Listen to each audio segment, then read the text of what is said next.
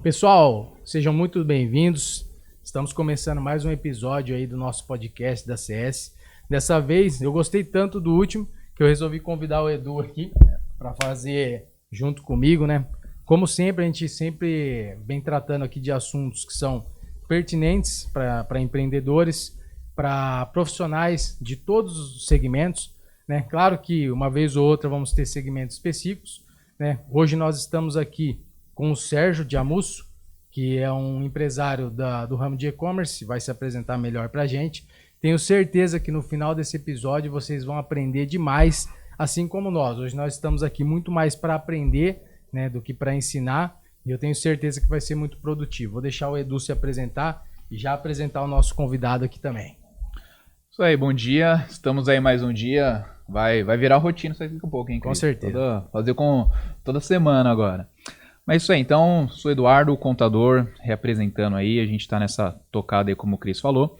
Vou apresentar esse convidado aqui, que ele é meu parceiro, meu irmão, um cara que a gente se conhece desde a época da escola, e é um cara que tem muito a falar e a ensinar. É daquela safra de empreendedores que quase não tem mais, os caras raiz, o cara que consegue fazer acontecer mesmo que tudo esteja contra, né? Então esse é o Sérgio Diamusso. Ele é empreendedor do ramo de e-commerce e algumas outras empresas também, mas o maior hoje, o foco dele é esse. Se apresenta aí, meu irmão. Bom dia. Bom dia, pessoal. Um prazer estar aqui com o meu amigo Eduardo e com o nosso amigo Christian. Bom, eu empreendo aí uma média aí de uns 10 anos, né? Eu venho da área de TI, eu era funcionário na área de TI. Isso quando eu tinha por volta de 18, 20 anos. Fui sempre desenvolvendo negócios em paralelo, até o momento que eu consegui consolidar uma carteira de clientes na minha empresa de TI e que não compensava mais ser CLT, né? A partir desse momento, eu também já tentava sempre tocar em paralelo as vendas online, mas de uma forma até então amadora. E a gente chegou num momento que a gente conseguiu consolidar um fluxo de venda e que a gente teve que sair do amadorismo, tirar o negócio de casa e desenvolver realmente um negócio mais sólido. Isso foi lá em mais ou menos entre 2018 e 2019. Na época a gente despachava uma média de 30 a 40 pedidos dia na nossa operação de e-commerce. Foi quando a gente foi para o nosso primeiro escritório. Contratamos o primeiro funcionário do e-commerce. E de lá para cá, aproximadamente uns 6 meses, a gente conseguiu erguer esse negócio de um faturamento médio aí de 30, 40 mil por mês para mais ou menos 500 mil por mês, na época. A equipe cresceu, veio a ideia de diversificar a carteira de investimentos, veio a ideia de abrir outros negócios. Então eu tinha a consultoria de TI, eu tinha o e-commerce, então veio a ideia de abrir uma franquia de farmácia, na época da pandemia. Parece uma ideia genial. Uma ideia genial que me afundou em dívidas, não só a farmácia em si, mas também eu acabei errando eu acabei gerenciando mal os demais negócios também, na época. Então a gente, né, tem que contar os erros também, né? Sim, sim. Então eu acabei gerenciando mal a parte de os recursos financeiros. O caixa, né? O caixa da empresa. Eu acabei rodando no prejuízo com e-commerce na época. Então a gente tinha um negócio faturando 500 mil e que eu tive que literalmente estancar esse faturamento para fazer uma auditoria geral e reestruturar todo o negócio. Então a gente passou esse negócio a faturar 30 mil mês, porque a gente estava rodando. Não adianta você faturar 500, mas rodar com 80k de prejuízo mês. Então não faz sentido. A gente estancou esse negócio na época. Sim. Fizemos uma auditoria geral, a gente tinha mais de 30 mil anúncios no ar e tinha muito anúncio rodando no prejuízo. Então, com isso, a gente fez uma auditoria de 6 meses. Tá? Nesse meio tempo, eu já estava com a farmácia operando aí 1 ano no prejuízo também. Tive uma perca aí aproximada de recurso próprio de R$1.200.000 mais ou menos, fora todo o endividamento que veio com a má gestão e com os negócios ruins que eu fiz, né? Então, o que ocorre? Eu fui tomando crédito, porque assim, eu fui rodando com déficit financeiro e eu fui tomando crédito para sustentar a operação. Pega 300 mil aqui, 500 ali, 200 ali. Então, quando eu fui ver, era uma bola de neve insustentável. E não tinha mais crédito, Não né? tinha mais crédito Sim. no mercado, porque comecei a ter protesto, comecei a ficar inadimplente. Então, a gente tinha uma média aí de 147 mil por mês de empréstimo para pagar. Parcela, né? Os negócios não geravam lucro suficiente para... A parcelinha baixa, né? Parcelinha pouca baixa, coisa. né? Os negócios não geravam lucro suficiente para pagar essa dívida. E chegou o momento que eu não tinha mais onde captar recurso, não tinha mais empréstimo. Todas as empresas estavam com o nome sujo, eu estava com o nome sujo já. A dívida estava na casa de 3,8 milhões. E eu comecei a queimar patrimônio. Eu comecei a vender imóveis que eu tinha, apartamentos que eu alugava para Airbnb, etc. Foi vendendo um, vendendo outro, e não acabava nunca. Porque enquanto eu tentava pagar essa dívida, eu não ia acabar nunca. Porque era uma dívida impagável no momento e eu queimar patrimônio também não ia resolver, né? Então, nesse momento, foi quando eu tive que tomar a decisão de... Primeiro, eu tentei contato com gerentes, com os bancos, com tudo. Tentei algum tipo de acordo, tentei negociações. Porque eu precisava de respiro de caixa. Então, eu precisava baixar essas parcelas e jogar para frente. Mas ninguém te ajuda. Não tive nenhuma das instituições me ajudaram naquele momento. Então, eu tive que tomar a decisão de ficar inadimplente com os bancos, entendeu? Com as instituições financeiras. E, inclusive, é igual o Pablo Marçal fala, né? Que se você não vai conseguir pagar, já não paga. Não ameaça, né? Não fica você tentando. vai queimando um caixa que não volta, entendeu? E você tá numa situação assim já deplorável, cara, o negócio já tá insustentável, de pressão, de dívida, folha de pagamento, aluguel, né? Enfim, tudo acontecendo. Então eu fui vendendo esses imóveis, tentando pagar, até o momento que sobrou o último. Eu falei, vou perder tudo e não vai resolver. Não vou conseguir pagar de qualquer forma. Sim. Foi o momento que eu chamei minha gerente financeira na época, a Jéssica, falei, levanta aí quanto a gente paga por mês de empréstimo. 147 mil. Falei, a partir desse mês a gente não vai mais pagar. Cria contas em fintech aí, cria conta em banco digital, abandona essas contas. Abandonamos as contas de todos os bancos que tinha esses que debitava esses empréstimos e tudo.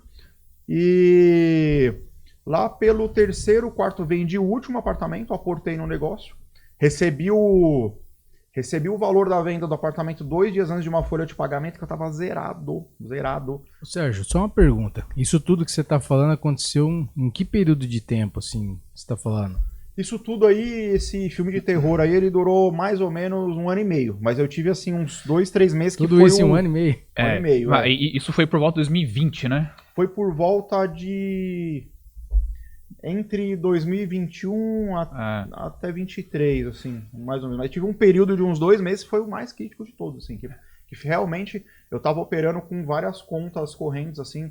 Se eu fosse somar cheque especial, mais de 1 milhão em negativo cheque especial, cartão de crédito batendo na porta, mais de 1 milhão em fatura, empréstimos, aqueles empréstimos infinitos, não tinha mais como sustentar a dívida, e sem caixa, de carro atrasado, aluguel, todo mundo atrasado, menos funcionário. Tava tudo atrasado. Tudo que você... Carro ameaçando busca e apreensão, filme de terror mesmo, né? Aquele filme de terror. Pegava empréstimo no nome da mãe, nome da mulher. Eu comecei a aumentar a dívida porque eu comecei a pegar empréstimo no nome de outras pessoas, que foi terrível, assim, porque... E aí também não tava conseguindo pagar, entende? Sim. E não tinha quem me ajudar. Porque pra me ajudar, a pessoa precisava ter muito Era muita dinheiro coisa, não é qualquer pessoa conseguia me ajudar, porque tinha que ter muito dinheiro pra me ajudar, né? Sim. Então eu não tive ninguém que me ajudou financeiramente, só intelectualmente, conselhos, assim, etc. Então... Mas, Sérgio, só desculpa interromper, mas vamos lá. Agora vamos voltar um pouquinho, né? Essa é a história, acho que foi a parte mais difícil da sua vida, sem sombra de dúvida, né? Mas vamos voltar um pouquinho, vamos o começo da jornada. Quando que você viu que o e-commerce era bom ou era ruim? Como é que foi essa decisão? Foi uma decisão? Foi um acidente de percurso onde as coisas foram acontecendo quando você viu já estava dentro? Como é que foi essa parte do empreender? Igual você comentou, né? Você tinha empresa de TI e brincava ali, entre aspas, né, com o e-commerce. Quando que foi a virada de chave e você consegue olhar essa sua jornada do e-commerce e montar um storytelling? Tipo, cara, nesse momento, eu percebi nesse momento que se eu colocasse energia aqui, eu ia ter resultado.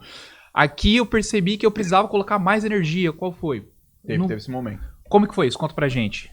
Cara, desde sempre, eu sempre tentei vender online, né? Então lá, de forma amadora. Então lá quando eu tinha 20 e poucos anos, enfim, eu vendia peça de computador, porque eu era da área de TI. Vendia placa de vídeo, vendia, né?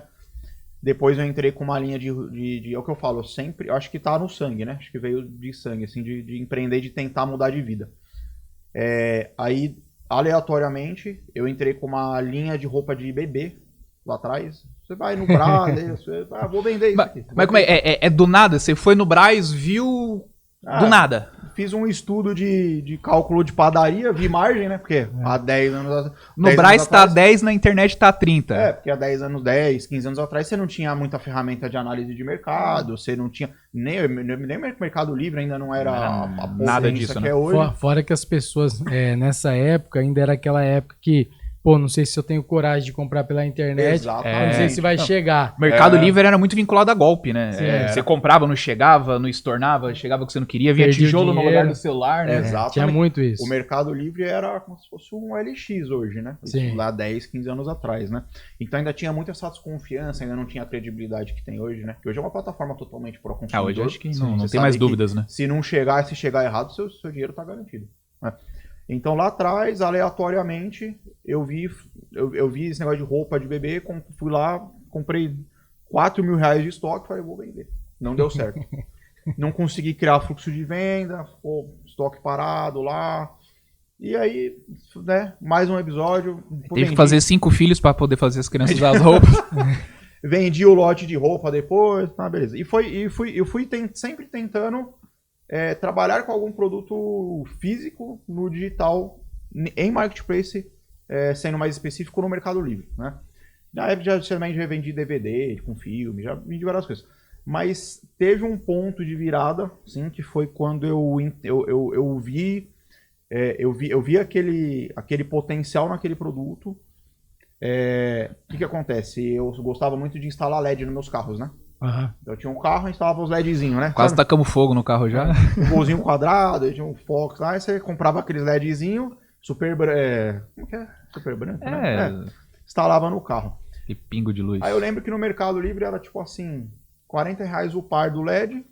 E na época eu vi no AliExpress, tipo assim, 100 unidades por R$40. Eu falei, nossa, vou comprar no AliExpress, né? Já vai vir 100.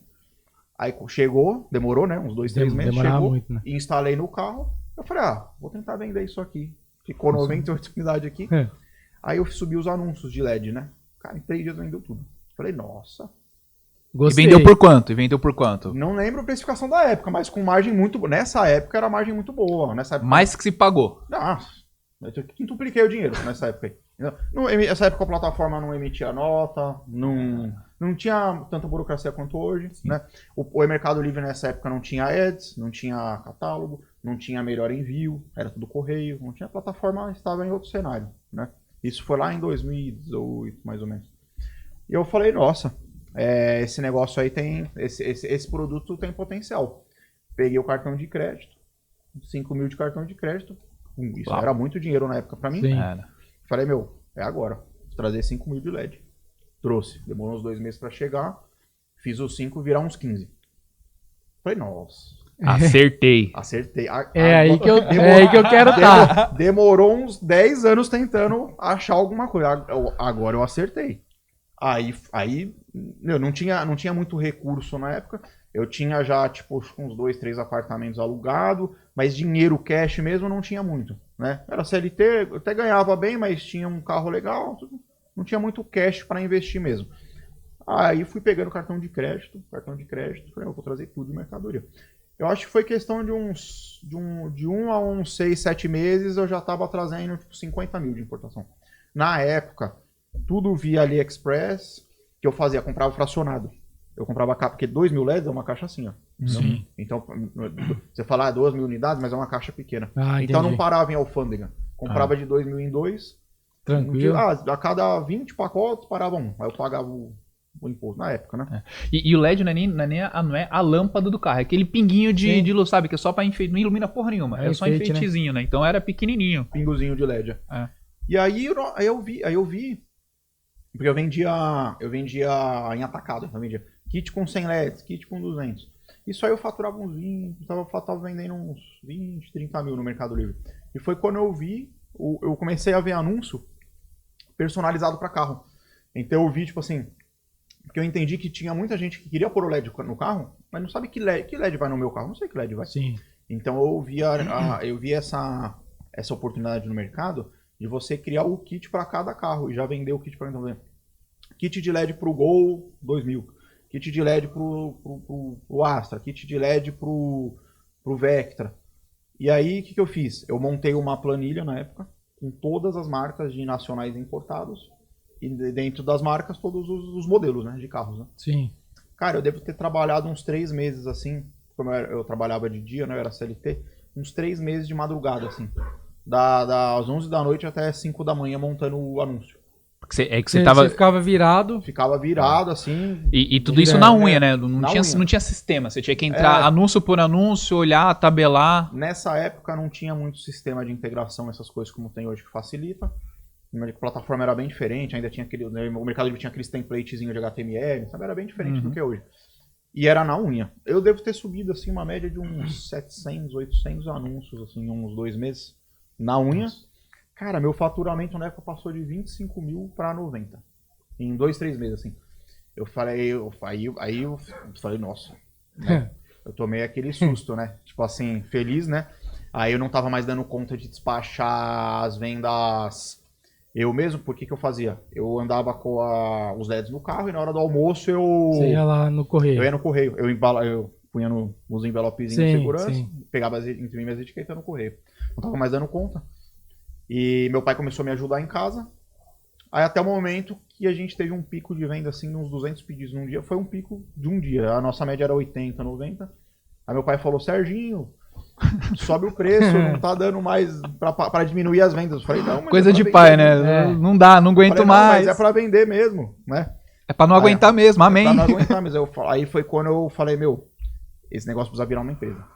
Precisa virar um negócio, sabe? Porque tava em casa, tava no amadorismo ainda. Sim. Aí foi quando eu chamei uma amiga minha pra vir trabalhar comigo, a Jéssica, né? Que tá até hoje, né? Tá até hoje. Um abraço. Hoje ela é minha diretora executiva lá. E eu falei, isso precisa virar um negócio. Então, assim, é o risco. Vou ter que alugar um espaço. Vou ter que estruturar um espaço pequeno, claro, no início, né? Vou ter que estruturar isso. Eu preciso de alguém trabalhando e isso precisa rodar. Precisa começar a rodar. Cara, a gente em uns 8 meses passou esse faturamento aí de 70, 80 para 500 mil, com 6 funcionários. Tivemos que mudar já de imóvel de novo. E foi incrível, assim. Tivemos um crescimento muito rápido. Só que aí veio as dores, né? Sim. Aí a gente começou a errar. Aí veio a questão do excesso de confiança, do ego. Não, né? Virou homem de ferro. O cara ficou rico da noite pro dia, queria fazer tudo ao mesmo tempo. O cara veio do zero. Você veio do zero. Você vê o seu negócio faturando 500 mil. É muito dinheiro. Começa a fazer dinheiro, começa a mudar. E você não tem uma educação financeira boa, aí você não entende qual que é o lucro. Quer viajar, quer 500K, gastar. faturamento, nossa.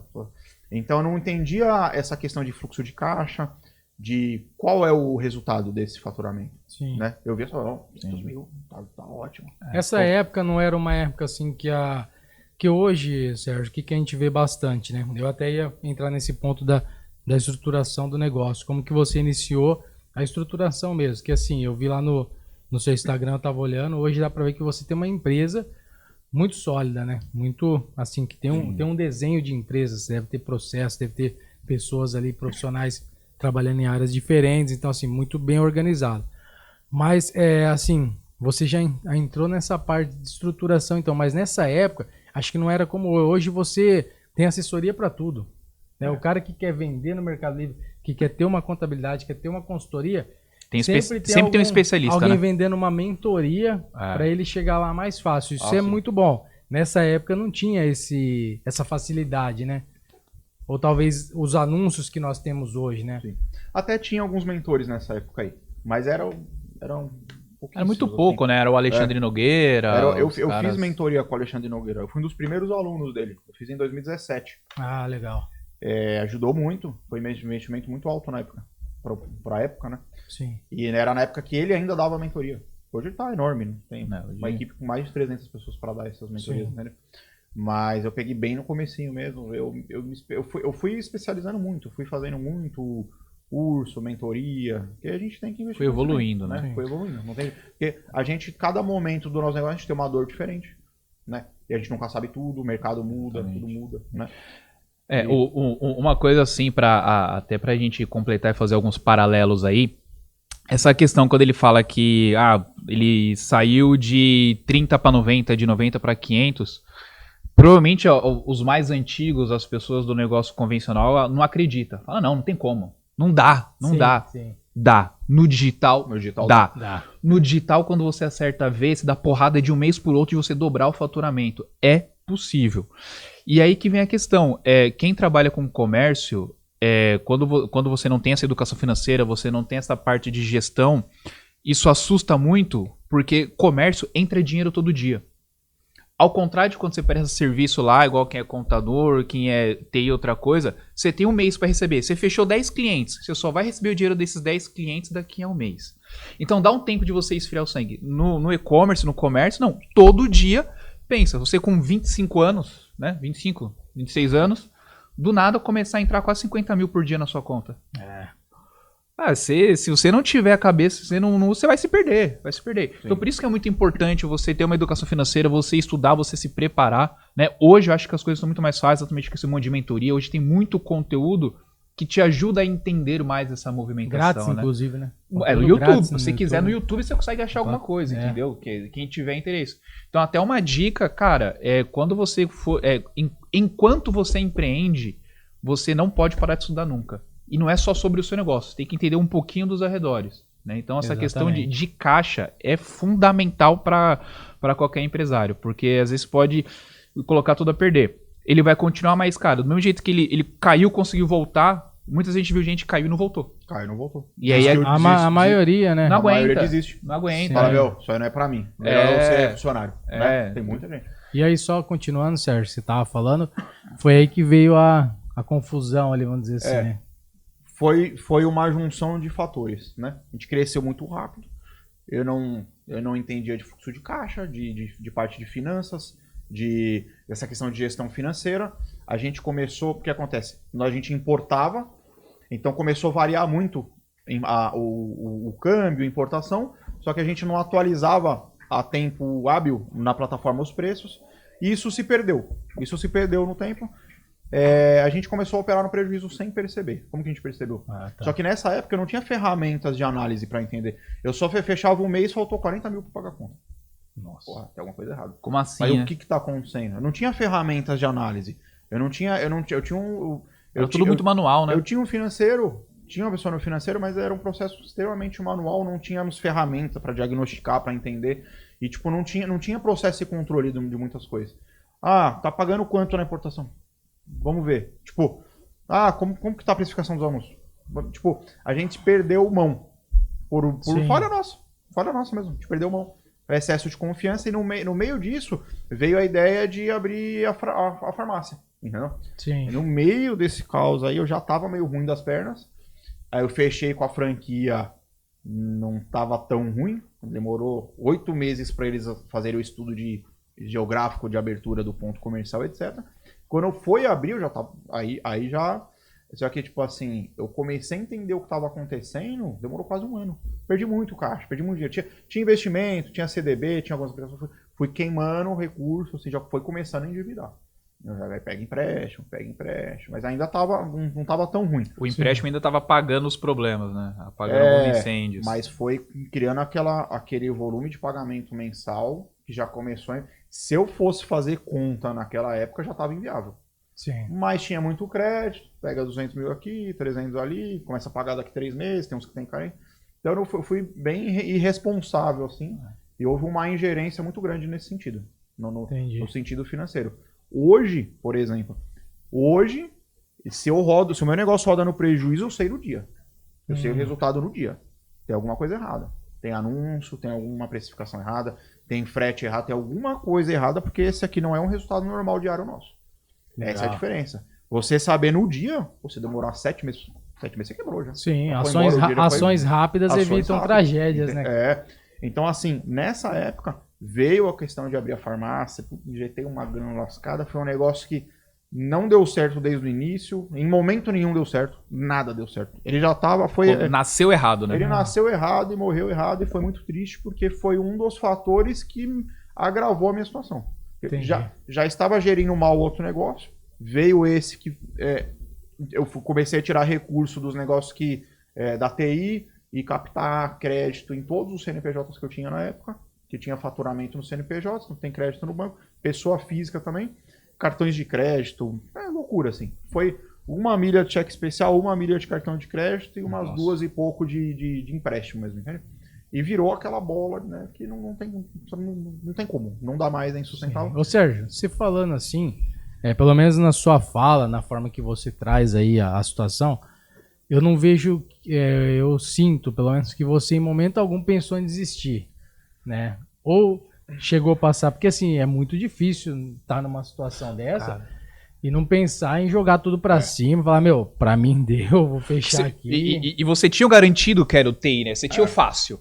Sim. Era só largar tudo, vive do TI, vou trocar de carro sempre e vou viver. Entendeu? Ia viver confortável, né? Sim. Mas não posso dizer que nunca passou na minha cabeça. Passou sim, porque eu me vi em alguns momentos sem saída. Eu me vi em alguns momentos, falei, meu, você fica pensando, né? Você fica pilhado. Eu me vi em alguns momentos e falei, meu, não sei mais o que fazer agora. Agora, você não dorme bem, você não come, você não... Cara, sua vida... O emocional vai um caos. E muito solitário, né? Muito porque solitário. no fim você é o único sócio, não tinha outro sócio pra dividir problemas, você não tinha com quem desabafar. Exato. E o pior de tudo é que quando você tá nessa situação, você fica vulnerável e você toma decisões pior ainda. Entendeu? Porque quando você tá bem com você mesmo, entende? Quando você tá com o emocional bom, você raciocina melhor. Respira. Respira. Então, vem uma avalanche de decisões ruins, entende?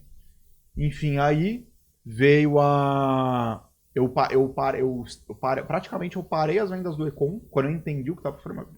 Todo mês tá perdendo 50, 80k, não tem como, cara. Melhor parar de vender. Com certeza. Parei de vender, segurei a folha de pagamento uns 5 meses. Fui todas as equipes para auditar anúncio. Tinha mais de 30 mil anúncios no ar. A gente pegou o anúncio rodando, tipo assim, com 30, 40 reais de prejuízo, né? Aí você fala, só que no volume de venda que a gente já tinha, era o prejuízo do fim do mês lá mesmo, de faltar 50, 60, 70k todo mês, entende? Sim. Então a gente levou esse tempo aí, uns 6 meses para reestruturar toda essa operação de venda e financeira, e depois a gente retomou isso com saúde econômica, dizendo, uma saúde financeira, retomou um fluxo de venda agora com lucro. Foi quando as coisas começaram a caminhar um pouco melhor. E aí veio o fechamento da farmácia, que foi onde eu estancou um outro problema muito grande que eu tinha, porque todo mês perdia dinheiro. Todo mês era infinitamente perdi dinheiro. Então, assim, estancamos um problema aqui nesse negócio, fechamos um outro problemão, foi quando estancou, e aí logo em seguida veio a questão de a incapacidade a decisão, de pagar a dívida, a incapacidade de pagar as dívidas. Foi quando veio a decisão de não vou mais pagar os empréstimos. Sim. E foi a melhor coisa que eu fiz. Eu devia ter feito isso muito antes. Mas, né, enfim, já aprendi com os erros e na dor, né? Sim. Então, quando eu parei quando entrou todas essas ações e eu parei de pagar os empréstimos, em 4, 5 meses eu tava levantando caixa já. Eu já tava operando com 400k em caixa, entendeu? O jogo mudou muito, cara, entendeu? Aí, claro, sempre, nunca, né? Sempre tem problemas e problemas. Sim. Mas a gente ainda operava no Mercado Livre com antecipação, perdia muito dinheiro com antecipação, né? Porque a gente operou muito tempo tendo que antecipar recurso no dia para comprar as vendas do dia. Entende? E hoje o seu nicho é esse mesmo, automotivo? Ainda se continua no mudou nicho muito automotivo? meu catálogo de produtos. Como que tá o seu nicho hoje? E como que é a sua estrutura hoje de pessoas? Só fala um pouquinho pra gente aí. Hoje a gente opera, o nosso maior volume de venda é mala de viagem. Por volta de 70%, 80% do nosso volume é mala de viagem, que é um produto de... Totalmente Não, diferente. mas para vocês entenderem, mala de viagem, quantas malas você vende por mês, mais ou menos? De 700 a 1000 unidades por dia. Faz sentido? Uma Incrível, estimativa. cara. Quando que você imaginar Não imagina. 700 pessoas iam comprar mala? Cara, esse é o poder do e-commerce. Você entende? Esse é o poder do digital. Porque assim, quando você fala de vender 1000 malas, a nossa visão tradicionalista, Nem era possível. começa a imaginar uma loja num shopping ou num Com 700 centro, pessoas entrando. com 700 pessoas entrando e saindo com 700 malas. E 700 pessoas viajando. Só É. compra mala pra viajar. Nossa, mas tudo isso de gente viaja, pô. Por incrível Só- que pareça. Você entendeu? Agora, se você pegar o Brasil, quantos habitantes hoje nós temos no Brasil? Ah, Quase 300 milhões, deve estar beirando aí. 200 e poucos milhões. né? Beirando uns 300 milhões. Cara, o que são 1.000 malas? O que são 10 mil malas? Entendeu? Sim. Em termos de porcentagem, não é nada. Não é nada. Só que esse é o poder do digital, por quê? Porque o seu alcance, ele fica absurdamente gigante, entendeu? Sim. Não tem fronteiras. Inclusive, hoje, a gente tem até a possibilidade, e eu já vejo muitos clientes, né, que vendem no online falando disso, de empreender em outros países. Né? Porque com a sua Existe a expertise, possibilidade. você pode levar o seu negócio para os Estados Unidos, para vender no Amazon, para vender, enfim, no país. Em outros países, operando com a mesma frequência que você opera Com a mesma no Brasil. inteligência, né? Até Exatamente. melhor, né? Sim. Até melhor. Por exemplo, a gente sabe que nos Estados Unidos, por exemplo, vamos usar de exemplo os Estados Unidos, né? Para o empreendedor brasileiro, né, que vive com toda a burocracia daqui, tributária, financeira, toda a política, que a gente sabe que complica tudo a vida do empreendedor, empreender nos Estados Unidos, nossa, é um céu. Não, só. Né? Eu imagino que deve ser. É. Então, se pegar, eu conheço, a gente tem cliente que tem negócio aqui e lá. Né? Nós temos clientes que têm negócios lá. E ele fala, cara, quando eu converso com vocês, às vezes dá a impressão que vocês estão de brincadeira com a minha cara. Vocês começam a falar tudo que eu tenho que fazer, tudo que eu tenho que entregar, tudo que eu tenho que atender, para eu simplesmente prestar o meu serviço e receber o meu dinheiro. Cara, por quê? Porque lá nos Estados Unidos é tudo muito mais simples. Então pega um empreendedor, vamos dizer assim, como do exemplo do Sérgio, ou até de nós mesmos na contabilidade aqui, para conseguir cumprir todas as obrigações. Vai empreender num país que tem menos complexidade, menos burocracia, cara, você voa. Sim. Você voa, é alto, não tem como. Eu imagino. Porque se você colocar, ó, vamos colocar aqui, você pegar o seu negócio e retirar a burocracia, vamos supor que para pagar imposto seria mais fácil, para fazer negócio seria mais fácil, você não ia ter que ficar fazendo um monte de voltinha, de dribles. Você se preocupar com o business, quer vender. Cara, você ia perceber que o seu desempenho seria absurdamente maior. Exatamente. Né? Fora o custo de produto mais baixo, carga tributária mais baixa, tudo isso aí faria você fomentar mais o seu negócio. Então, assim, cara, é incrível. Você falando assim, o tanto, 1.000 malas por dia. É bizarro, É cara. surreal. É exato, assim, é Surreal. umas coisas que a gente vê no Econ, e eu tenho outros clientes do Econ também. Você vê, tem um colega nosso, o Daniel também, que ele também vende uma quantidade absurda de rodízio, de mesa. Cara, como é que você pode estar faturando 1 milhão vendendo rodízio, rodinhas? Tanta gente compra rodinha assim. Compra, gente, compra. No e-commerce isso é possível, cara. Mas vamos lá, vamos focar um pouquinho aqui. Agora sim, isso estruturado, passou esse problema aí, essa parte de gestão. Agora vamos na Serginho, administrador, o homem que tá ali formando o preço. Cara, essa parte de impostos, de formação de preço, como que é esse desafio para vocês? E também já pensando agora um pouquinho sobre a reforma tributária. Como que vocês estão se preparando para isso? Você tem algum contador que está te auxiliando com isso? Não sei se tiver. Contador bom, né? Cara, é o seguinte, no estágio que a gente tá hoje, que a gente tá aí num faturamento médio aí de 3,5 milhões mês, com a quantidade de funcionário, estrutura física e tudo, tem muitos desafios nesse sentido aí de imposto, né? O conseguir operar com margem é um desafio muito grande, por conta das nossas alíquotas e que a gente opera uma parte em lucro presumido, uma parte em Simples Nacional. A gente está fazendo um estudo, né, de viabilidade para tentar com alguma dessas empresas tirar o radar limitado para conseguir operar só com as importações próprias e operar em lucro real. Sim. Né? Isso é um estudo que está sendo feito com a nossa contabilidade aí, com o nosso amigo Eduardo, né? Um cara aí mais ou menos. Tá num bom caminho, viu? Tá num bom caminho. Vai nesse caminho que dá certo. Mas assim, existe muitas dúvidas aí pro empresário, né? Pro empreendedor, em relação a essa questão da reforma, em relação a... Tem muitas alterações aí em relação ao imposto sobre importação, benefícios fiscais que vão acabar, né? A gente tem filial por exemplo, em Itajaí, Santa Catarina, né? Existem muitas dúvidas, né? E é um negócio que a informação tá um pouco perdida, né? Sim. Porque parece que não se tem a informação exata ainda de tudo que vai acontecer. Não. Né? Tem muito barulho, mas tem pouca informação sólida mesmo, né? Pouca informação sólida. Que é o que a gente sabe que a reforma vai acontecer daqui a 3 semanas. Agora, qual é a alíquota, que é o que importa, não foi falado ainda. Só que assim, pessoal, a gente tem uma questão, até já falando pro pessoal que está assistindo também, né? Sobre a reforma, porque do mesmo jeito que nós aqui estamos com dúvidas, tenho certeza que quem está vendo esse podcast... E se não tem dúvida, tá errado. Não tem como não ter dúvida. Se você não tem dúvida, você tá lendo errado. A gente tem dúvidas, mas assim, a gente tem no Brasil, o que complica bastante essa parte, falando especificamente da reforma, é a questão da instabilidade política. Então assim, ano que vem nós temos eleição, Copa do Mundo e eleição. Mais essa. O governo que passou a reforma é o governo atual, que pode se reeleger ou não. Se reeleger, a gente tem a tendência que a reforma continue andando da forma que está nessa estrutura, com algumas mudanças ali pontuais.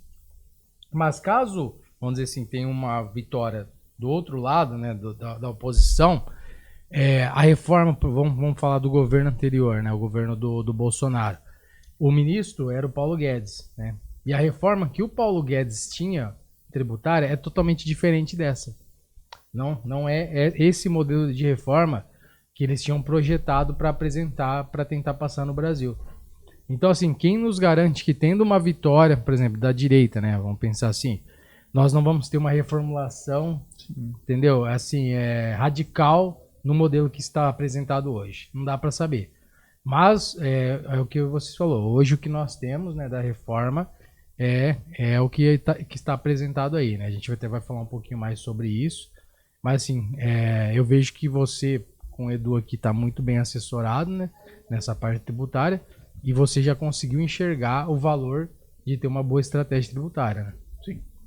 Não, com certeza. O Sérgio, só para... Até um pouquinho sobre a operação dele, dado todo esse histórico aí, atualmente ele está na próxima virada de chave, né? Agora é que a gente fala sempre nas reuniões, agora é separar os meninos dos homens, né? Agora ele está começando a fazer importação direta. Então, o que antes ele comprava de importadores, agora ele começou a virar a chave para poder trazer os próprios containers. E aí, com isso, vem esse pandemônio da burocracia brasileira. Porque hoje, a gente tem que falar assim, hoje, dia 6 de dezembro, faz todo sentido você ter uma filial em Santa Catarina para você poder importar por lá e se aproveitar do TTD, que é um benefício de CMS que você paga menos imposto na entrada da mercadoria. Porque o Brasil é assim, você compra, você paga para receber sua mercadoria, você paga para vender, você paga para tudo. Então assim, hoje existe esse benefício lá em Santa Catarina. A promessa é que esse benefício acabe. E o que a gente vai fazer quando acabar? Vai realmente acabar? Será que Santa Catarina, esses municípios vão deixar que esse benefício acabe? Porque você tem que pensar que é um município que ele vive disso. Ele não tem outra coisa lá a não ser um porto e tudo relacionado ao porto, né? Então, ele está nessa virada de chave da gente entender e refazer as contas dessas reformulações e com a importação ir para o sonho dourado de todo e-commerce, que é o lucro real. E aí vem os desafios aí que eu quero que você também fale um pouquinho aí dessa parte burocrática interna, né? Como que você está preparando a sua equipe para isso? Porque aí o lucro real é o governo com a lupa em cima de você, né, Cris? Então assim, a gente não pode vacilar. Então os determinados vacilos que o empresário tem no Simples Nacional, no lucro presumido, no lucro real a empresa ela tem que estar redonda.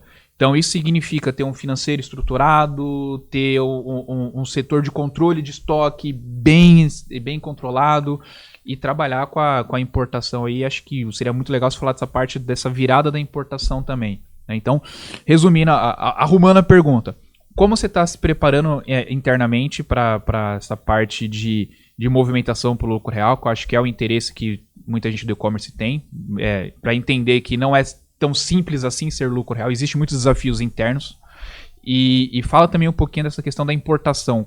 O que significa a importação para você? Como é que ela vai funcionar? E toca aí. Tá. Sobre a questão da operação em lucro real, a gente está se organizando internamente. Claro que isso não é de um dia para o outro, né? Nós estamos formando uma equipe financeira e administrativa que consiga tocar e organizar o financeiro de uma forma que fique redondo para conseguir operar em lucro real, né?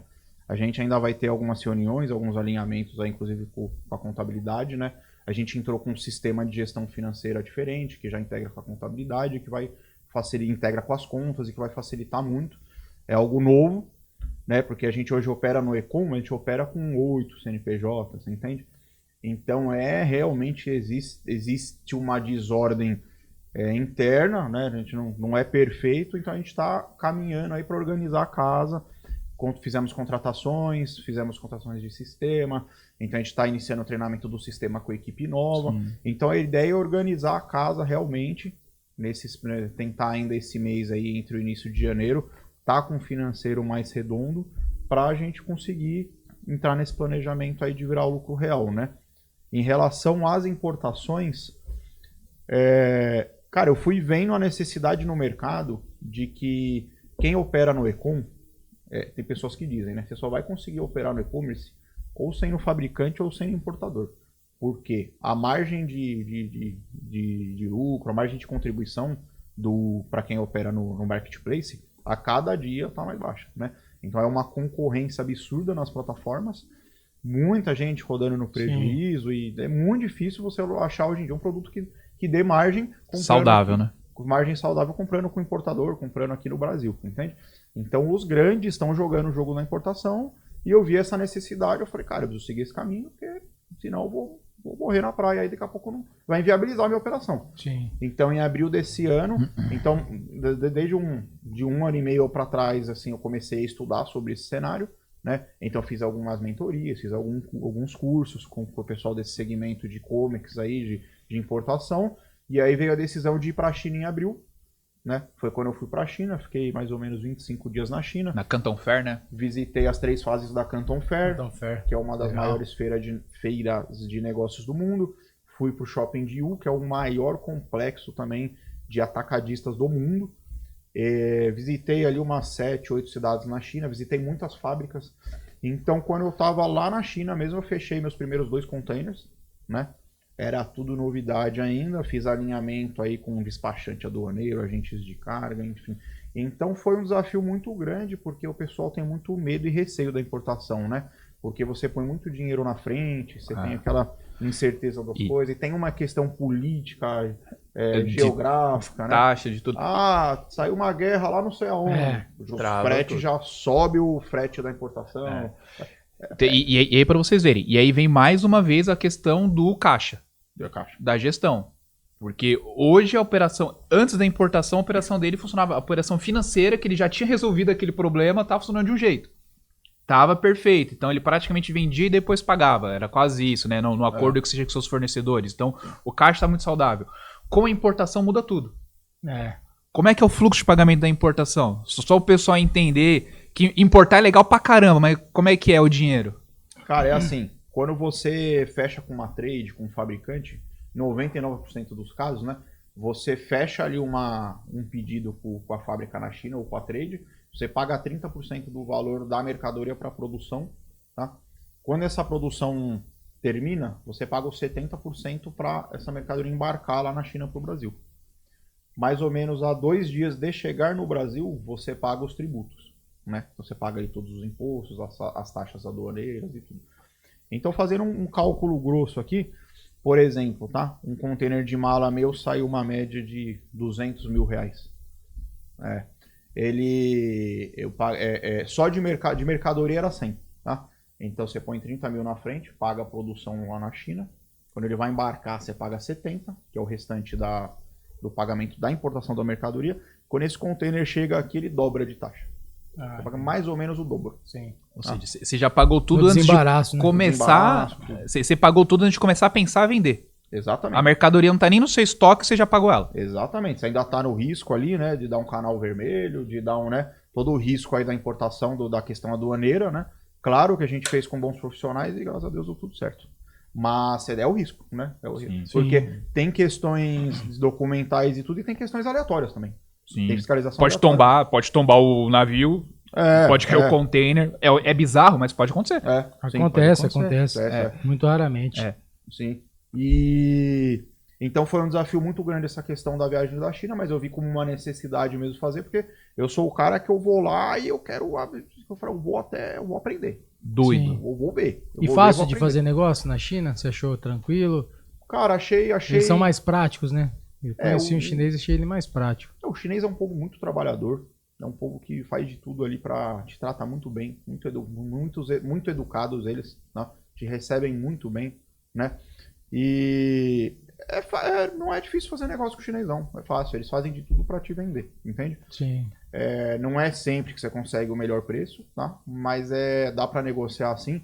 Você consegue visitar a Canton Fair ali, tratando sempre no inglês ali. Tem algumas cidades mais distantes que é bom contratar intérprete. O pessoal não fala inglês. Então a gente contratou intérprete para alguns dias. Mas 80% da viagem foi feito na raça mesmo. Detalhe, sem assessoria, sem ninguém. Sozinho? Só eu e um parceiro de e-commerce, se chama Miguel, né? A gente foi junto. Ele também estava desbravando igual eu. Não quisemos fazer via assessoria, né? Os caras vendem assessoria para te levar para China. A gente foi na raça mesmo. E foi muito produtivo. Acho que foi muito melhor até que se tivesse ido com assessoria. Top. Que a gente foi na coragem mesmo. Então... Você sentiu que todo mundo que vai para a China ou que quando recebe alguém da China aqui, tem essa questão da tecnologia, né? Eles estão muito à nossa frente, né? Cara, os caras tão, anos-luz, né? Os caras estão em 2050. Os caras estão em 2050. Todo mundo fala isso. O nível tecnológico na China é incrível. Eles estão na frente do Japão, dos Estados Unidos. A tecnologia, que é um país que prosperou agora nos últimos 30 anos, né? É tudo muito novo, é tudo muito lindo. Os prédios, as big towers nas cidades, a iluminação, os trem-balas, o metrô. É incrível. Assim. Você fica fascinado. Você fala, é outro mundo. Cara. E o que foi mais louco de tecnologia que você viu lá? Cara, aquela coisa que você fala, cara, atenção, assim. eu tô no Minority Report, sei lá, eu tô no filme. Cara, eu fui muito restaurante que quem serve é robô. Isso foi um negócio bem diferente. Quem serve é robô. O robô reclama da escala 6x1, será?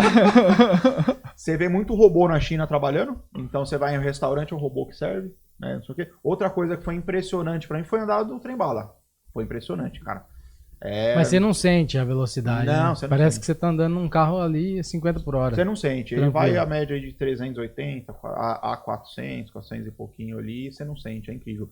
E você vê, abre o mapa, né, do celular, que mostra a sua localização, você faz um trecho, por exemplo, tá?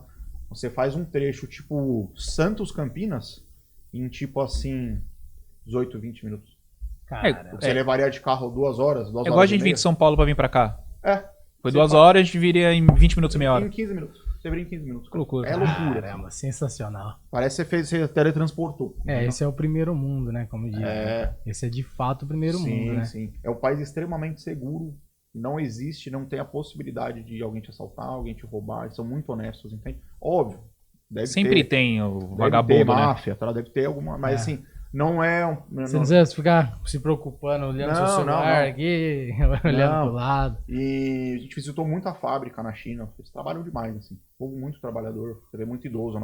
O pessoal trabalha até mais velho, entende? É que lá não tem aposentadoria como tem aqui, né? Então, o trabalho é o que a gente sustenta. Então, quem não tem filho pra sustentar, lá a cultura é mais ou menos assim, né? Quando você chega numa idade lá, os seus filhos que tem que te ajudar a te sustentar. Então, pra gente, quem não tem filho, o cara tem que trabalhar. Não tem INSS lá, né? Sim, mas é incrível, assim, cidades como Guangzhou, Xangai...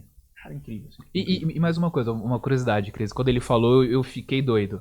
Essa Canton Fair é a maior feira de produtores da China, né? É a maior... fabricantes, né? É a maior feira multissetorial do mundo. De fabricantes. De fabricantes. Só pra você ter ideia, qual que é o tamanho... Tentando comparar a feira deles com qualquer feira que a gente tem aqui no AMB, qualquer lugar aqui. Qual que é a diferença de tamanho? Essa feira, ela tem o tamanho de mais de 130 campos de futebol. É maior que 130 campos de futebol.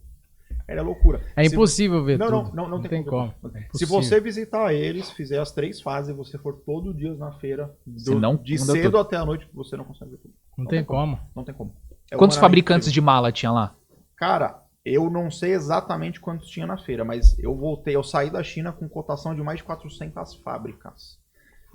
Que eu conheci Loucura, né, cara? na feira e no shopping de Yu.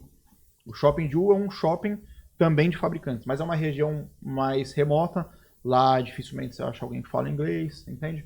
Sim. Então assim, mas pra você ter noção, eu voltei com mais de 400 cotações de fabricantes. É uma loucura. Assim. Que você conseguiu, fora as que você não conseguiu. Fora os que eu não consegui. Que não deve ter sido 10. Deve ter muito mais que não conseguiu. Não, foi incrível. Assim. Eu trabalhei 10 dias seguidos que eu cheguei no Brasil. Eu trabalhei 10 dias só filtrando a cotação. 400. Nossa, 400. De 400 eu escolhi 7 para manter o contato e para tentar fazer negócio, entende? E foi quando a gente fechou nossos dois primeiros containers lá. E graças a Deus que a gente fez muito contato bom na China. Mas a gente fez muito contato bom. Inclusive a gente tem agora umas parcerias sólidas aí. Conseguimos crédito na China. Entende? Então assim, foi um jogo diferente mesmo. Foi uma viagem que compensou muito. Tá? E você aprofundar nisso, entender os processos, vale muito a pena. É enriquecedor, né? É enriquecedor. E para quem muda a vida, né? É uma virada de chave, né? Não, é uma virada de chave. E para quem tá na área de e-commerce, cara, é assim, é o que eu falo. É questão de tempo para seu negócio se tornar inviável, entende? Sim. Comprando aqui no Brasil. Então, o que dizem, ou você vai ter que importar direto, ou você vai ter que ser fabricante. Eu vejo assim, entrando na questão dos regimes especiais que a gente estava falando agora, né? Já linkando o regime especial com a reforma. Hoje nós temos no Brasil os principais regimes especiais para Minas Gerais, Santa Catarina e Espírito Santo. Esses são os que são mais assim falados, né? O que acontece hoje, né? O Estado, ele desonera o ICMS. Então, vamos falar assim, é muito parecido os regimes especiais dos três. Você a não lógica paga é a mesma, o ICMS no desembaraço da mercadoria e na saída você tem uma redução. Você tem uma redução do ICMS que você paga na saída. Com isso, como hoje o tributo, o ICMS, ele é pago no local em que você está operando, ou seja, o estado onde você está localizado vai receber esse tributo. Na reforma, além do ICMS não existir mais, a gente vai ter a extinção não dessa do ICMS, forma, né? Em 2033. Você tem a questão também da tributação ser no consumo. Ou seja, o que o estado de Santa Catarina, Minas, Espírito Santo ou qualquer outro estado vai ganhar, liberando um regime especial para um contribuinte que vai vender para quem vai consumir em São Paulo, quem vai consumir em Minas, enfim, em qualquer outro estado. O tributo não vai mais ser no local onde você está, mas sim onde o seu produto vai ser consumido. Então, quem está liberando regime especial... É na casa de quem comprou, né? Exato. Hoje existe o interesse, por quê? Porque a empresa está ali, tá pagando imposto ali, está pagando gerando salário, receita para o Estado ali. Com a reforma, não tem mais esse interesse. Então, o jogo inverte. Né? Você vai se preocupar... Não faz mais diferença estar em Santa Catarina ou estar em Americana. Pro regime especial, não. Se você vende mais para São Paulo, Sim. Você vai pagar para São Paulo. E geralmente, assim... Edu, as empresas que têm regime especial, elas consomem pouco ali no estado. É só importação, sim, basicamente. Agora, a guerra agora vai ser para atrair empresas que consomem de fato no local onde elas estão. Essas vão trazer arrecadação. Gerar emprego, vender ali, tem que ter realmente algo substancial ali, né? Exato. O cara que só põe endereço e vende pro resto do Brasil não interessa. Exatamente. Né? Por exemplo, eu tô falando isso em todas as palestras que a gente está fazendo. O município de Paulínia hoje, aqui no interior de São Paulo, não sei se vocês sabem disso, é um dos municípios mais ricos que tem. Eu já comentou sobre isso. O município de Paulínia é um dos municípios mais ricos. Por quê? Porque eles têm a Petrobras lá. E uma parte do ICMS que a Petrobras gera volta para o município. Então, assim, hoje o município de Paulínia ele tem uma arrecadação. Uma cidade pequena com uma arrecadação fenomenal. Tanto que o funcionalismo público de Paulínia ele é muito bem remunerado, tem 14º salário, tem o pagamento, os valores de salário são bons. Então, assim, é uma cidade muito, muito boa na parte pública. Né, na parte de administração pública. Os hospitais devem ser muito bons, as escolas. Assim, uma cidade muito, muito top. Com a reforma, Paulínia está previsto para perder 70% da arrecadação. Como que você mantém um município desse porte, tirando 70% da sua arrecadação? É basicamente assim, impossível. Então, assim, isso é uma coisa já que vai ser discutida muito. Porque você vai praticamente matar o município. Não tem como você sobreviver. Se tirar 70% do seu faturamento hoje e manter os custos, você sobrevive? Não tem como. Você vai quebrar. Sim. Né? Então, assim, tem vários desafios aí que a gente vê. Mas o que eu falo, por isso que eu até falei, estão no bom caminho. Lucro real, para quem importa, é muito bom, porque os créditos são altos. Tem um crédito muito bom de PIS e COFINS, né, que é uma alíquota majorada, e você paga uma alíquota menor na sua venda. Então acaba que você consegue se utilizar bem disso. E vocês estão indo no caminho certo de utilizar os regimes especiais enquanto eles existem. Sim. Né? O ICMS vai acabar só em 2033. E sabe-se Deus se nós não vamos ter alteração quanto a isso. Sim. Então, aproveita o regime especial, entra de cabeça mesmo, que a economia é brutal. É aproveitar o que tem agora, né? Não ficar pensando muito lá em 2030. É Brasil, gente. Brasil, né? Esquece. Faz o que tem pra hoje. Amanhã a gente vai acertando no meio do caminho. Não tem jeito, Sim. né? Ô Sérgio, deixa eu já entrar aqui também numa parte. Qual que é, já entrando pensando no futuro, né? A gente falou do passado, falou do presente, da sua empresa, né? Você contou da sua jornada. Qual que é a sua visão, né? Quais que são os planos para o futuro? O que você está pensando? Você já pensou e de repente, além de fazer essa empreender no e-commerce, também fazer mentorias, né? Porque você é um cara já que tem experiência de A a Z, né? Experiência real, né? Experiência real, você já é um cara vivido. Então, assim, como tem hoje muita gente, pessoas como você talvez pode agregar para outros empreendedores também, né? Para poder ensinar eles ali como chegar onde você chegou e até às vezes até mais longe, né? Sim. Você pensa nisso? O que você pensa para o futuro aí? Cara, hoje além do e-commerce, né? Eu ainda tenho a consultoria de TI. Eu tenho também uma rede de mini mercado autônomo e uma rede de lavanderias autônomas, né? Legal. Então, por conta do meu Instagram, da parte de mídias, etc., muita gente vem me procurando para isso, entende? Vem muita gente me procurando, querendo aprender comigo. Imaginei que sim.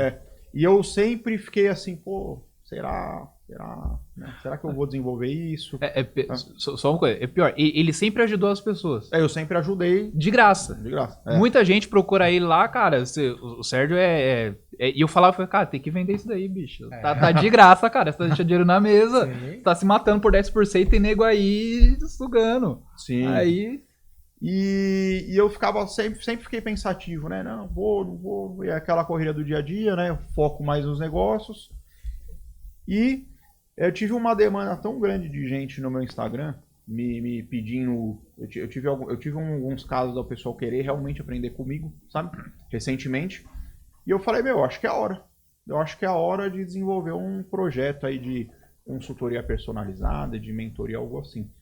Então eu desenvolvi uma mentoria personalizada para importação, uma para e-commerce, uma para desenvolvimento de rede de mini mercado autônomo com marca própria e uma para desenvolvimento de lavanderia autônoma com marca própria. O que significa isso? Significa você não ficar na mão das franquias, você conseguir abrir a sua própria rede com a sua marca própria, sem precisar pagar royalties, sem precisar pagar uso de marca, sem ficar na mão dos caras, entende? Você ter uma liberdade, uma independência maior no negócio, ter uma margem melhor, porque você não tem essas despesas com uma licenciadora ou com uma franquia, né? E na parte do e-com, a ideia é tirar pessoas do zero e levar ao sucesso, né? Não dá para estimar exatamente quanto cada um vai conseguir faturar e atingir, porque depende de vários fatores, né?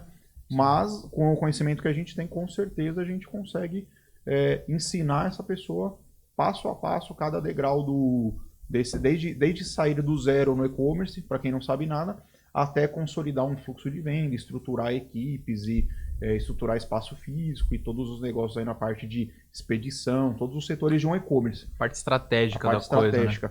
E na parte da importação, a ideia, por que eu apartei as duas? Porque eu entendo que pode ter muita gente que já vende, mas não sabe importar, né? Então eu apartei essas duas mentorias para ficar um valor mais baixo e para atender cada público, entende? Entendi. Porque poderia ser unificada, Resolver né? problemas diferentes, Resolver né? problemas diferentes. Uhum. Porque tem muita gente no e-com que já opera, já vende e que quer importar, né? Sim. E tem aquele cara que realmente é do zero e que não sabe, não vende. Então, a primeira etapa seria fazer a do e-commerce, conseguir consolidar um fluxo de venda com fornecedores no Brasil, para depois importar, porque o cara importar um container se ele ainda não tem onde vender. É, loucura, ele né? não tem o canal de venda ainda. Não né? sabe vender, né? Não sabe vender. Então, eu desenvolvi esses 4 métodos e a gente já tem aí uns primeiros alunos, entende? Que legal. Parabéns. Obrigado. E são métodos Show de bola. validados, deu certo já. São métodos validados, os negócios estão operando aí, né? A gente tem resultado diário, tem equipes Você está trabalhando. replicando o que você de fato fez e faz, né? Exatamente. Basicamente isso, né? Exatamente. Não ouviu dizer. É. Ele viu, né? E é legal essa parte aí que ele comentou das franquias, porque essa questão da farmácia aí, eu perdi dinheiro junto com ele, isso daí. É. Pô, o detalhezinho, eu tava nessa jornada aí, eu tive o prejuízo também. Quando você trabalha com uma franquia, a gente descobre que tem franquias que vivem de franquias. Então, assim, no nosso caso, não podemos falar o nome, mas essa franquia da farmácia, você percebe que eles não ganham dinheiro com farmácia. Eles ganham dinheiro vendendo a franquia. Ah, sim. E como que eles ganham dinheiro? Coisa que a gente descobre depois. E o que vai acontecer depois? Problema seu. Problema é seu. Problema seu. Ele vai te cobrar 200 pau para você poder usar a marca. Aí você vai ter que montar tudo conforme o design deles, ou seja, você vai comprar a prateleira no fornecedor dele, você vai comprar o painel no fornecedor dele. E a gente descobriu depois, quando a gente começou a fazer o bate-conta, que a gente pagou coisas 6, 8 vezes mais caro que a gente acharia no mercado, tipo Do de que o economia, normal. entendeu? Do que o normal. Absurdo. Então, assim, é muito interessante ter esse conteúdo onde te abre a possibilidade de você entrar nesse ramo sem ter que ser refém de franquia. Né? Claro, existem franquias boas, existe o porquê de estar numa franquia, elas ajudam, mas é muito comum que as franquias, o negócio delas seja franquia e não o seu negócio. Tem que estar preocupado em vender franquia, não em te ensinar a fazer, né? Eu fiquei com uma dúvida, Sérgio, você falando de franquia, porque acho que todo mundo que empreende, você começa a pensar onde você vai investir o seu dinheiro. Sim. Né? Tanto na parte, assim, investimentos, acho que hoje no mercado financeiro é normal, mas a gente sabe que muitas vezes você investir num negócio, você consegue alavancar mais rápido aí, enfim, rentabilizar melhor. Você falando essa questão de franquia, da mentoria que você faz aí para você ter uma rede própria. O investimento para você conseguir chegar nesse ponto de criar uma rede, desenvolver, ele é maior, menor, parecido com o que você pegar uma franquia direto, já pronta? Como que é? Fala um pouquinho para É um nós aí. investimento bem mais baixo. Bem menor. Mais baixo. Bem menor. E você aprende é o que eu falo, você não fica refém, né? Porque, eu vou te dar um exemplo. Eu entrei, depois de toda essa minha história, recentemente de 9 meses para cá, eu entrei na área dos mini mercados. Eu decidi diversificar de novo. Com mais juízo. Uma vez. Dessa vez, com uma cabeça diferente, com maturidade de negócio, né? Analisando riscos e tudo de forma diferente, com tudo que eu passei. Então eu decidi diversificar de novo. E eu, mais uma vez, fechei com uma franquia de mini mercados para aprender mais rápido. Tá? Entendi. Então eu abri 3 unidades com essa franquia de mini mercado e eu já aprendi a fazer como tocar o negócio sozinho, entendi sobre o sistema, sobre todos os processos, né? Inclusive, mais uma vez, para abrir a primeira loja, a gente investiu um valor bem mais alto que o normal por conta... Quanto mais ou menos a diferença entre a loja da franquia e a loja que você montou sem franquia? Seria uma diferença de 60 mil para 30. Nossa. Seria metade. Entende? Loucura, né? É loucura. Aí dá mais dinheiro vender franquia do que vender o negócio. Não, fora a taxa da franquia, né? E só o ato de abertura da primeira loja. Fora o uso de marca e depois os royalties, né? Sim. Então, assim, quando eu tava na terceira loja, eu senti uma dificuldade de contato com a... Eu já sabia que isso ia acontecer em algum momento e até já era o meu objetivo, em algum momento, já criar a marca própria, né? Sim. Eu tive algumas dificuldades com eles que eu falei, tudo bem. Não tem problema. Tipo assim, eu tava com alguns projetos que eles são mini mercados autônomos de condomínio, né? Eu tava com alguns projetos para eles aprovarem lá e eles não estavam aprovando por conta de tamanho do condomínio e tudo. E eu falei, tudo bem. Vocês não vão liberar meu projeto? Em, 2 semanas eu subi a marca própria, subir um novo negócio, abrir CNPJ e tudo, e abrir nesses condomínios com a minha marca já, entende? Sim. Então eu entendi como funciona todo o sistema, todos os cronogramas de reposição. Você já tinha demanda? Já tinha demanda. Então hoje a gente está agora com mais ou menos umas 9 lojas e com mais 18 contratos assinados para condomínio. Caraca. Então a gente deve encerrar o ano aí, a gente deve estar lá para janeiro do ano que vem operando umas 30 lojas, mais ou menos. Tá? Que legal, cara. Legal, né? Tudo em São Paulo? Maior parte em São Paulo, mas a gente tem em Botucatu também. Botucatu? Botucatu. Legal. Então, e aí também em seguida veio a necessidade da lavanderia, porque muito dos condomínios que eu tinha no mercado começaram a me perguntar sobre lavanderia autônoma. Então veio essa demanda, veio essa oportunidade, eu falei, opa, vou estudar sobre isso e de repente, Se for bom, eu oferto para eles a lavanderia autônoma no condomínio, porque os condôminos estavam pedindo isso, né? Então eu fui estudar sobre franquia de lavanderia, fui na feira de franquias, foi tudo, porque você sempre é mais fácil, né, você entender como que as franquias fazem. E assim, absurdo, investimento extremamente alto, uso de marca absurdo, assim, inviável, não tem como, é muito caro abrir uma lavanderia com franquia, tá? Então eu consegui alguns outros contatos com networking, e aí eu consegui um sistema diferenciado para lavanderias que a gente consegue abrir uma lavanderia autônoma, 100% automatizada, extremamente tecnológica, com um custo de investimento muito menor. Então eu criei a marca própria e a gente está agora na segunda loja de lavanderia autônoma, entende? Legal. Então, como que veio a necessidade como que veio essa questão de ensinar as pessoas a abrir a sua rede de mercados ou sua lavanderia sem a necessidade de fechar com uma franquia, né? Algumas pessoas, por questão de eu postar, então algumas pessoas me procuraram e falaram, como funciona isso aí, esse negócio de mercado, queria ter um... E é um negócio muito bom, em princípio. Por que ele é muito bom? Porque você não tem um aluguel, você tem um custo operacional muito baixo, um custo fixo muito baixo, porque você não paga um aluguel fixo para os condomínios, você consegue operar muitas lojas com uma equipe enxuta, entende? Ah, legal, entendi. Então você pensa assim, você instala um seu mini mercado num condomínio, paga 5% do faturamento da loja para o condomínio em comissão, em formato de comissão. Então o seu maior custo fixo ele é variável conforme o faturamento.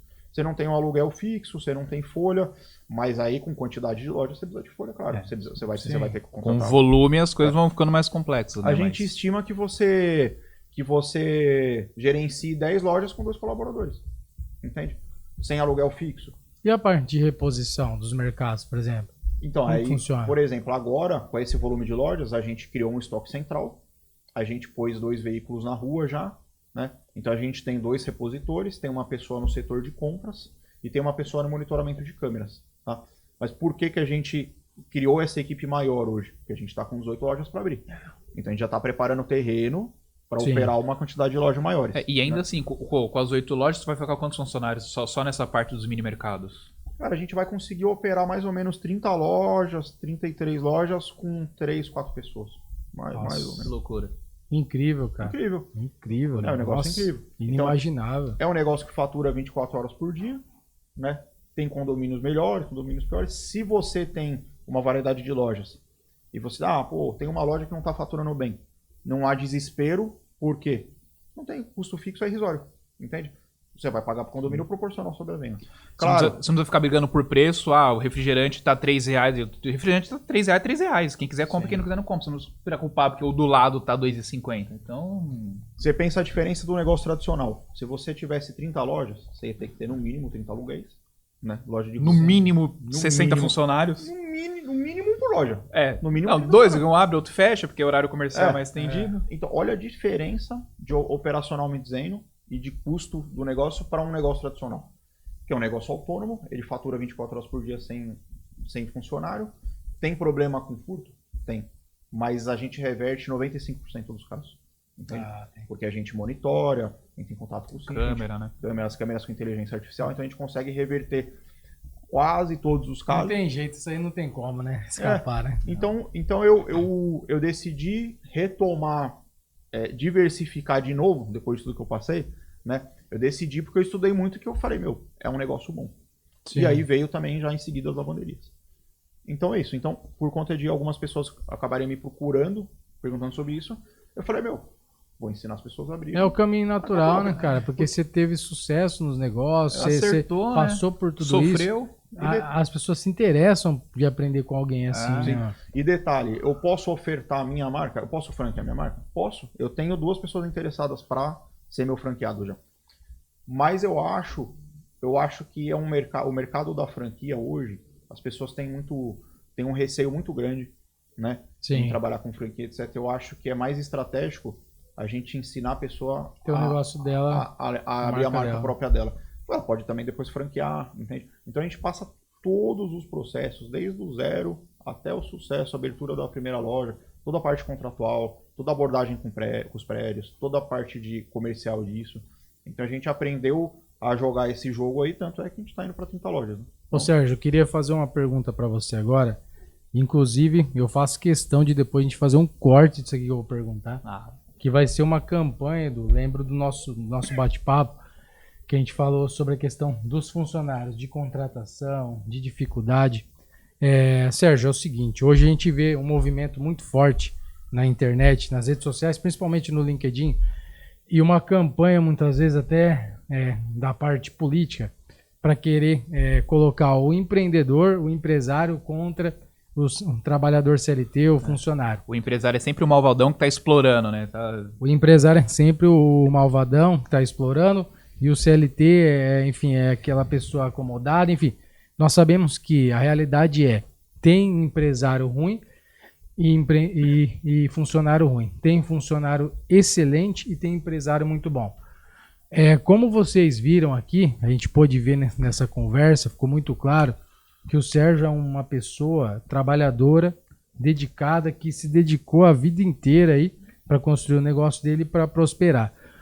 E, além disso, eu tenho certeza, Sérgio, queria que você falasse quantas pessoas você emprega hoje e quantas famílias você acaba ajudando a sustentar através do empreendedorismo. Cara, hoje a gente está numa média aí de 26, 27 colaboradores direto, né? Fora terceiros, enfim. Então a gente tem hoje 27 funcionários no grupo, tá? Somando todas as empresas, os mini mercados, a consultoria de TI, a parte de a operação de e-commerce, tá? Então, cara, é um desafio muito grande. Sim. Né?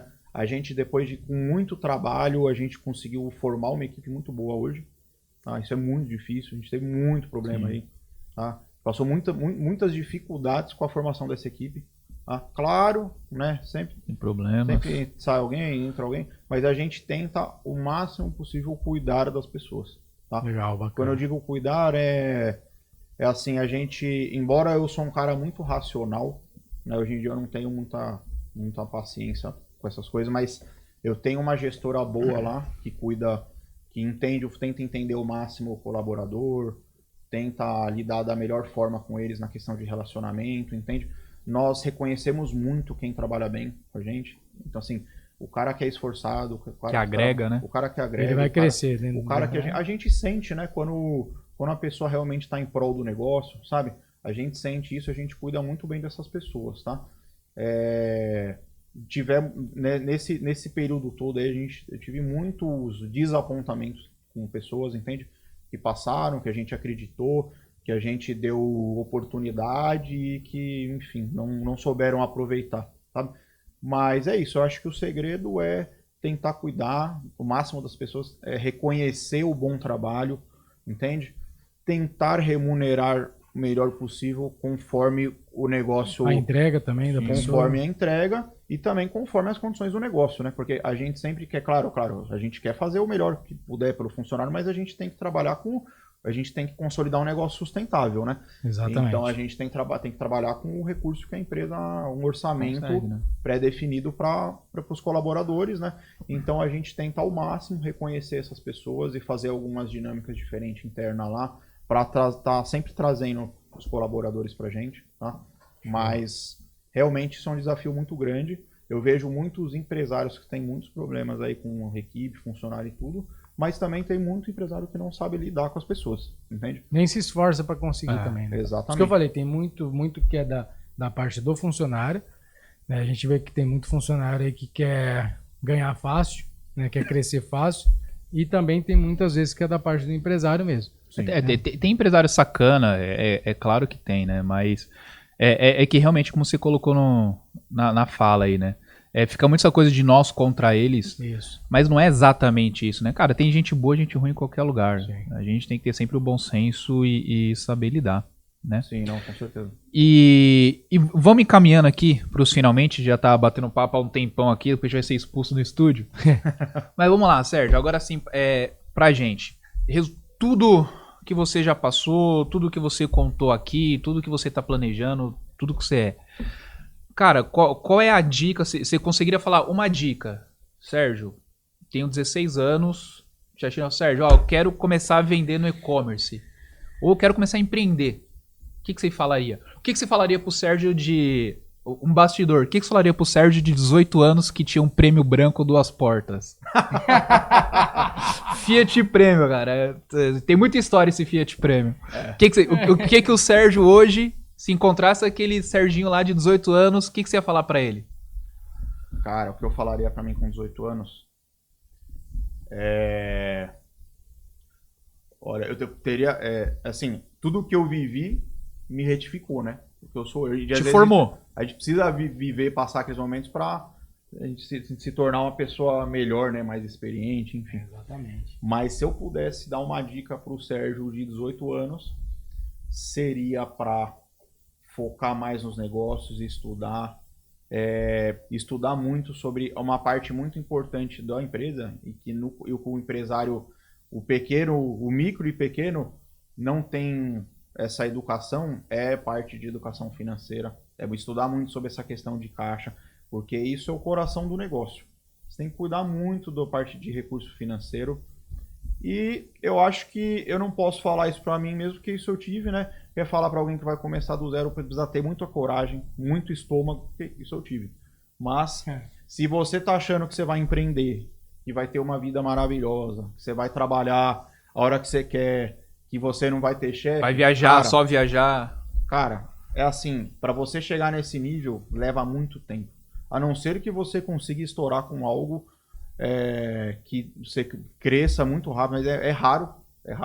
Então, assim, para eu chegar no meu nível hoje, eu empreendo há pelo menos 10 anos, né? Sim. Então, é um caminho árduo, é muito difícil, é muito trabalho, é muitas noites sem dormir. Então, assim, tem que ter muita coragem, perseverança, estômago, gastrite, pega fogo, né, depois. E, assim, O cabelo vai embora. O cabelo vai embora, a gente pôs um pouquinho aqui, mas... É por isso que tem que trabalhar, né? Ele foi embora, eu pus ele de O volta. cabelo vai embora. Do Johnny Bravo aí, pô. O cabelo vai embora, aí do você Johnny Bravo trabalha aí, pra ó. ter dinheiro pra colocar de novo, né? Então. Se o cabelo só foi embora, é ruim. O negócio Sim. foi ruim.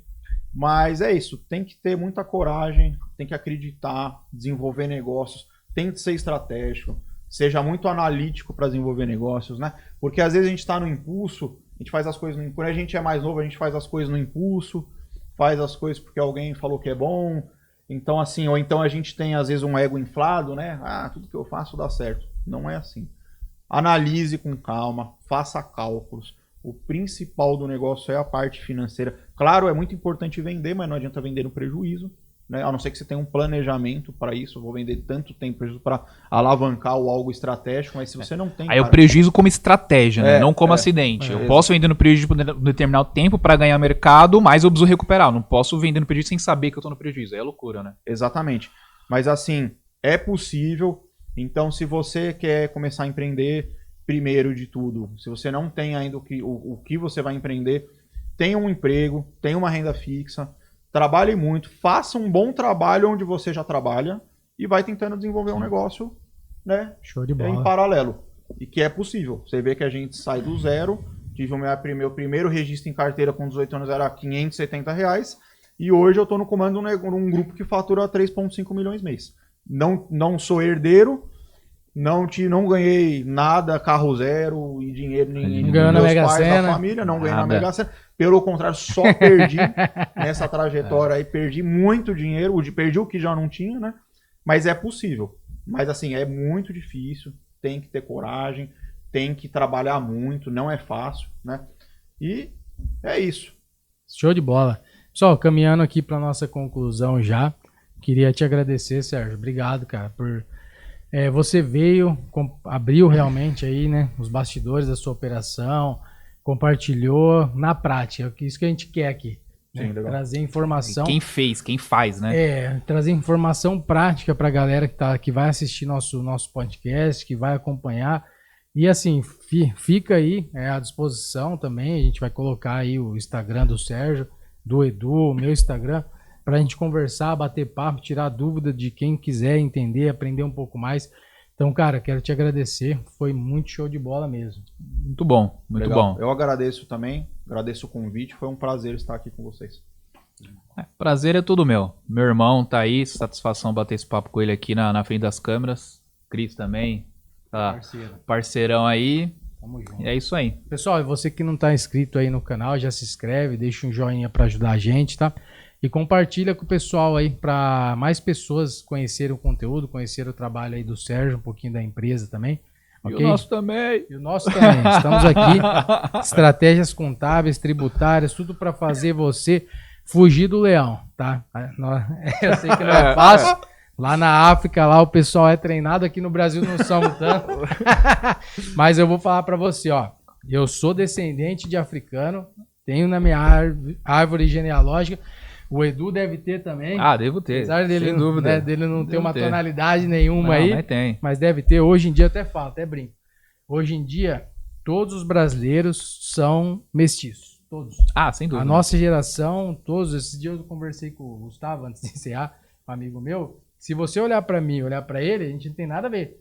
Ele é um cara branco assim, igual você. Só que a nossa árvore genealógica é igualzinha. Vai se encontrar. A gente começou a comparar, é a mesma coisa. Então, assim, pessoal, brincadeira aí, só pra encerrar, tá?